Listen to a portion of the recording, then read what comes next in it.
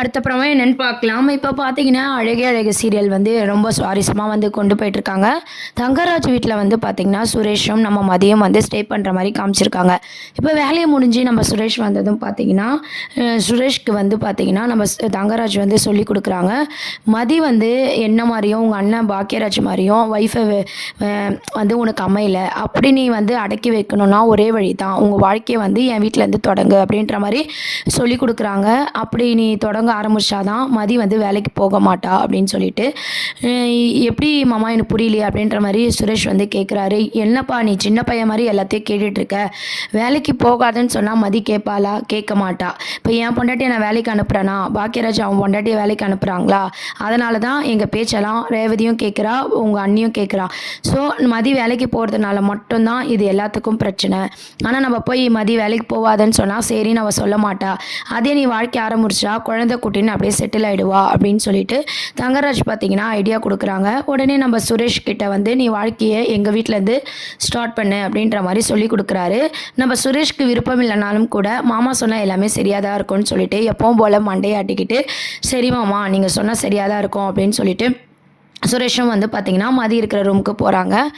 அங்கே போனதும் பார்த்திங்கன்னா நம்ம மதி வந்து இருக்காங்க. நம்ம சுரேஷ் வந்து உள்ளே வராரு. சுரேஷை பார்த்ததும் மதிக்கு என்ன பேசுறதுனே தெரியல, அப்படியே ஆஃப் ஆயிடுறாங்க. சுரேஷும் இவளை பார்த்தா கோவம் தான் வருது, எங்கேருந்து லைஃப்பை ஸ்டார்ட் பண்ணுறது அப்படின்ற மாதிரி சுரேஷ் வந்து மனசுக்குள்ளே யோசிக்கிறாரு. மதி வந்து அப்படியே பார்த்துட்ருக்காங்க. அப்புறம் டோர்லாம் லாக் பண்ணுறாங்க. உடனே என்னாச்சு அப்படின்ட்டு நம்ம மதி கேட்கும்போது இல்லை சும்மா தான் லாக் பண்ணேன் அப்படின்ற மாதிரி சுரேஷ் வந்து சமாளிக்கிறாரு. சரி நம்ம லைஃப்பை ஸ்டார்ட் பண்ணலாமா அப்படின்ற மாதிரி சுரேஷ் வந்து கேட்குறாங்க. நம்ம மதிக்கு ஒன்றுமே புரியல. என்னாச்சு, ஏன் இப்படிலாம் பேசுகிறீங்க அப்படின்னு சொல்லிட்டு. எப்போவுமே சண்டை தான் போட்டுட்ருக்கோம், நம்ம வாழ்க்கையை நம்ம எப்போ தான் ஸ்டார்ட் பண்ணுறது, நடந்து முடிஞ்சதெல்லாம் விட நம்ம இங்கேருந்தே நம்ம வாழ்க்கையை ஸ்டார்ட் பண்ணுவோம் அப்படின்னு சொல்லிட்டு சுரேஷ் வந்து மதிக்கிட்ட வந்து பேசிகிட்டு இருக்காங்க. அப்போ பார்த்தீங்கன்னா மதிக்கு ஒன்றுமே புரியல. இவர் ஏன் இப்படிலாம் பேசிகிட்டு இருக்காரு, இதெல்லாம் இப்போ வேண்டாம், ரெண்டு பேரும் ஒருத்தருக்கு ஒருத்தர் முதல்ல புரிஞ்சுப்போம், அதுக்கப்புறம் இதெல்லாம் பார்த்துக்கலாம் அப்படின்ற மாதிரி மதி வந்து எடுத்து சொல்கிறாங்க. சுரேஷ் வந்து கம்பல் பண்ண ஆரம்பிக்கிறாரு. நான் சொல்லிட்டு இருக்கேன், நீ எதிர்த்து எதிர்த்து பேசிகிட்டே இருக்க, எங்கேயுமே என் பேச்சை கேட்கக்கூடாதுன்னு முடிவில் இருக்கியா அப்படின்ற மாதிரி சுரேஷ் வந்து கோவமாக வந்து பேசிகிட்டு இருக்காங்க. இப்போ நம்ம லைஃப்பை தொடங்கி தான் ஆகணும், இங்கேருந்து தொடங்கி தான் ஆகணும் அப்படின்ற மாதிரி சுரேஷ் வந்து சொல்கிறாரு. மதி வந்து நீங்கள் வந்து கொஞ்சம் புரிஞ்சுக்கோங்க, நம்ம வந்து மாற்றி மாற்றி புரிஞ்சிக்கலாம், அதுக்கப்புறம் இதை பற்றி பேசலாம் அப்படின்னு சொல்லி அவங்க ரொம்ப டீசெண்டாக மதி வந்து சொல்லிட்டுருக்காங்க. சுரேஷ் கேட்காம மதி மேலே கை வைக்கிறாரு. கோவத்தில் மதி என்ன பண்ணுறாருன்னா அதை தட்டி விடுறாங்க அந்த கையை. அப்போ சுரேஷ் வந்து போய் விழுந்து இடிச்சிக்கிறாரு.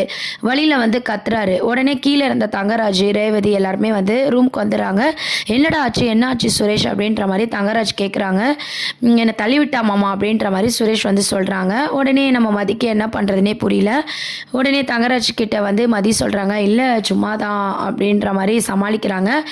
உங்கள் ரெண்டு பேருக்கும் நாங்கள் சொல்லி தான் எதுவும் தெரியணும்னு அவசியம் இல்லை, நீங்கள் ஒன்றும் சின்ன பசங்க கிடையாது, பார்த்து நடந்துக்கோங்க அப்படின்னு சொல்லிட்டு தங்கராஜ் வந்து அட்வைஸ் பண்ணிவிட்டு ரேவதியை கூட்டிகிட்டு அவர் கீழே போயிடுறாரு.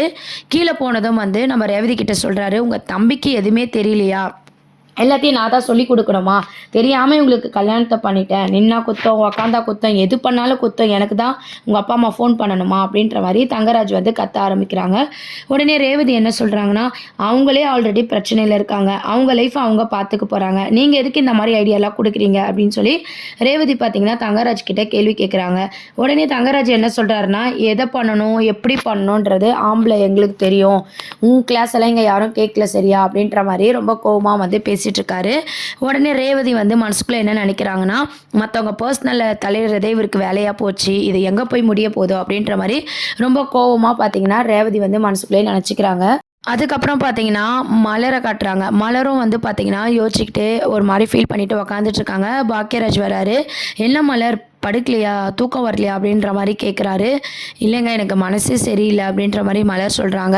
என்னாச்சு அப்படின்னு சொல்லி கேட்கும்போது, மதி பேசும்போது நான் பேசியிருக்கணும்ல, ஏற்கனவே இந்த வீட்டில் அவளை எல்லாரும் கஷ்டப்படுத்திட்டாங்க, அவள் பேச வரும்போது பேசாமல் நானும் அவளை கஷ்டப்படுத்திட்டல அப்படின்ற மாதிரி சொல்கிறாங்க. உடனே வந்து பாக்கியராஜ் சமாதானப்படுத்துறாரு. அப்படிலாம் இல்லை, நீ ஏன் அப்படிலாம் நினச்சிக்கிற, வேணும்னா இப்போ ஃபோன் பண்ணி பேசிப்பாரு அப்படின்னு சொல்லிட்டு.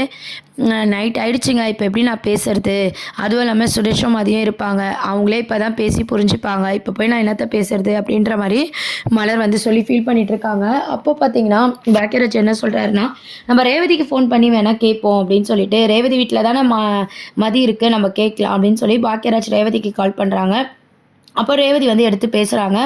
மதி கிட்ட வந்து மலர் பேசாமல் ரொம்ப ஃபீல் பண்ணுறா. மதி எப்படி இருக்காங்க, சுரேஷ் வந்துட்டானா, 2 பேரும் சமாதானமாக இருக்காங்களா, சண்டைலாம் எதுவும் இல்லைல்ல அப்படின்னு சொல்லி பாக்கியராஜ் மலரும் பார்த்திங்கன்னா ரேவதி கிட்ட வந்து விசாரிக்கிறாங்க. அப்போ ரேவதி என்ன சொல்கிறாங்கன்னா, என் வீட்டுக்காரர் இருக்க வரைக்கும் சண்டை இல்லாமல் இருக்குமா, சுரேஷ் அவன் போக்கில் விட்டாலே அவன் சரியாயிடுவான், இவர் ஐடியா கொடுக்குறேன்ற பேரில் சுரேஷையும் மதியும் வாழ்க்கை ஆரம்பிக்கணும்னு சொல்லி என்னென்னமோ பேசியிருக்காங்க. அங்கே மதிக்கு அதிலெல்லாம் விருப்பமே இல்லை, குறித்து தள்ளி விட்டுட்டா. இங்கே வந்தோம் அவங்க வந்து பிரச்சனையில் தான் இருக்காங்க அப்படின்ற மாதிரி ரேவதி சொல்கிறாங்க. உடனே பாக்கியராஜ் வந்து ஏன் அவர் இப்படிலாம் பண்ணிகிட்ருக்காரு, அவங்க லைஃப் அவங்க பார்த்துக்க மாட்டாங்களா, உன் புருஷன் தான் ஐடியா கொடுக்கணுமா அப்படின்ற மாதிரி பாக்கியராஜ் மலர் எல்லாருமே தங்கராஜை பற்றி பேசிகிட்டு இருக்காங்க. அப்போ அங்கே தங்கராஜ் வராரு. அவருக்கு கேட்டுற போதுன்னு சொல்லிட்டு ரேவதி வந்து ஃபோனை வச்சிடறாங்க. நான் நாளைக்கு பேசுகிறேன்னு அப்படின்னு சொல்லிட்டு உடனே மலர் வந்து ரொம்பவே ஃபீல் பண்ணுறாங்க. ஏன் தான் உங்கள் மாமா இப்படி இருக்காங்கன்னே தெரியல அப்படின்ற மாதிரி ரொம்ப ஃபீல் பண்ணிவிட்டு, மதி வரணும், மதி வந்தால் நான் முதல்ல மதிக்கிட்ட பேசினா தான் என் மனசு வரும் அப்படின்ற மாதிரி மலர் வந்து நினச்சிட்டு இருக்காங்க. அதுக்கப்புறம் பார்த்தீங்கன்னா சுரேஷ் வந்து மதியை பார்த்து ரொம்பவே கோவப்படுறாரு. ஏதோ எங்கள் மாமா சொன்னாருன்ற ஒரே காரணத்துக்காக தான் உங்ககிட்டலாம் நான் பேச வந்தேன், இல்லைனா உங்ககிட்ட கூட நான் வந்திருக்க மாட்டேன். எவ்வளோ தைரியம் இருந்தால் என் மேலே நீ போலீஸ் கம்ப்ளைண்ட் கொடுத்துருப்ப, எங்கள் அம்மா அப்பாவையே போலீஸ் ஸ்டேஷனுக்கு வர வச்சிருப்ப, ஏன்னா நான்லாம் பயந்துட்டேன்னு நினைக்கிறியா அப்படின்ற மாதிரி கேட்குறாங்க. உடனே நம்ம மதி என்ன சொல்கிறாங்கன்னா, நான் மறுபடியும் சொல்கிறேன், என்னோடய டார்கெட் நீங்கள் தான். நான் சும்மா தானே இருந்தேன் எங்கள் அப்பா வீட்டில், நீங்கள் எதுக்கு எனக்கு ஃபோன் பண்ணி கண்டபடி பேசுனீங்க, உங்களை எதனா பண்ணணும்னு தோணுச்சு, அதனால தான் நான் போலீஸ் ஸ்டேஷன் போனேன். உங்கள் அப்பா அம்மாவை அங்கே வர வைக்கணும்னு என்னோடய எண்ணம் கிடையாது, எல்லாம் தற்செயலாக நடந்தது அப்படின்னு சொல்லி மதி வந்து சொல்லிட்டு இருக்காங்க. ஏய் நடிக்காதண்ணா அப்படின்ற மாதிரி நம்ம சுரேஷும் வந்து மதி மேலே கோவப்படுறாங்க.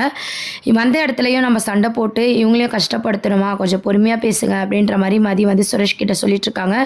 உங்ககிட்ட மனுஷன் பேசுவானா அப்படின்ற மாதிரி சுரேஷும் வந்து ரொம்ப கோவமாக பேசுகிறாரு. அதுக்கப்புறம் பார்த்தீங்கன்னா நான் கீழே படுத்துக்கிறேன் அப்படின்னு சொல்லிட்டு சுரேஷ் வந்து பார்த்தீங்கன்னா கீழே பெட்ஷீட்லாம் போட்டு படுக்கிறாரு. மதி வந்து மேலே யோசிச்சுக்கிட்டே அப்படியே உக்காந்துட்டு இருக்காங்க. அதுக்கப்புறம் தங்கராஜ் வந்து என்ன யோசிக்கிறாருன்னா, இவங்க பிரச்சனையை எப்படின்னா தீர்த்து விடணும், இல்லைனா எல்லாத்துக்கும் நம்மளுக்கு தான் ஃபோன் அடிப்பாங்க, எவ்வளோ சொன்னாலும் இந்த சுரேஷுக்கு புத்தியே வரமாட்டுது, எல்லாத்தையுமே சொல்லி கொடுக்கணும் அப்படின்ற மாதிரி தங்கராஜ் வந்து யோசிச்சுக்கிட்டே இருக்காங்க. ரேவதி ஒரு பக்கம் வந்து இவர் ஏன் இப்படி இருக்காரு, அவங்க லைஃப் அவங்க பார்த்துப்பாங்களேன்னு அவங்க ஒரு பக்கம் தங்கராஜை நினச்சி ரொம்பவே கோவப்படுறாங்க. அதுக்கப்புறம் மலர் எல்லாருமே அவங்கவுங்க சைடில் வந்து கோவப்பட்டுட்டு தான் இருக்காங்க. அதுக்கப்புறம் மதியோட அப்பா வந்து பேசிட்டு வீட்டுக்கு போகிறாரு. வீட்டுக்கு போனதை அவங்க அம்மா கிட்ட சொல்கிறாங்க, அவங்க தங்கச்சி கிட்ட சொல்கிறாங்க. மதி வந்து போலீஸ் ஸ்டேஷனில் போய் அவங்க மாமனார் மாமியார் மேலே இந்த மாதிரி வேலையெல்லாம் பார்த்துருக்கா அப்படின்னு சொல்லிட்டு உடனே மதியோட அம்மா அவங்க சிஸ்டர்ஸ்லாம் என்ன சொல்கிறாங்கன்னா, மதி பண்ணது தான் கரெக்டு, இந்த மாதிரி ஆளுங்களுக்கு இப்படி பண்ணால் மட்டும் தான் சரி வரும், இல்லைனா நம்மளை வந்து வர வைப்பாங்க எல்லாத்துக்கும் அப்படின்ற மாதிரி அவங்களும் சொல்கிறாங்க. மதி பண்ணது கரெக்டாகவே இருந்தாலும் அவள் சந்தோஷமாக அங்கே வாழணும் இல்லையா, கோவத்தில் வந்து எதனா மதியை சொல்லிட்டாலோ இல்லை வீட்டை விட்டு அனுப்பிட்டா நம்ம என்ன பண்ணுறது, ஏற்கனவே அவள் ஒரு நைட் ஃபுல்லாக வெளியே உட்காந்துருந்ததே எனக்கு கஷ்டமாக இருக்குன்னு சொல்லி மதியோட அப்பா ரொம்ப ஃபீல் பண்ணிட்டு இருக்காங்க. உடனே அவங்க தங்கச்சி மதியோட தங்கச்சி என்ன சொல்கிறாங்கன்னா, அக்கா உஷாருப்பா, நீங்கள் எதுக்குமே ஃபீல் பண்ணாதீங்க, அக்கா பார்த்துப்பா, அக்கா லைஃப்பை அக்காவே பார்த்துப்பா அப்படின்ற மாதிரி அவங்க அப்பாவை சமாதானப்படுத்துகிறாங்க. இன்னொரு சைட் வந்து பார்த்திங்கன்னா சுரேஷ் வந்து படுத்து தூங்குறாங்க. மதி வந்து அப்படியே யோசிச்சுக்கிட்டே இருக்காங்க. இதெல்லாம் தான் அடுத்த அப்கமிங் ப்ரோமோவாக கொண்டு வராங்க. இதை பற்றி உங்கள் கருத்துக்களை கீழே கமெண்ட் செக்ஷன் சொல்லி சேனலை சப்ஸ்கிரைப் பண்ணுங்கள். தேங்க்யூ.